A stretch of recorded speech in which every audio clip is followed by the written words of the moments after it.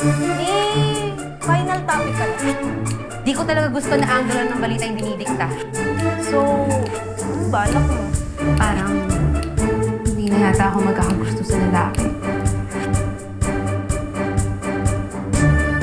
Kaya nung harating si Ma'am ng ganyan, ay yung nanay mo.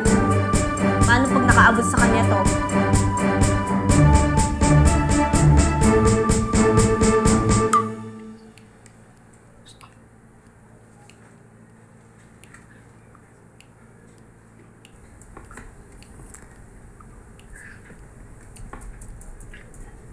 Bakit?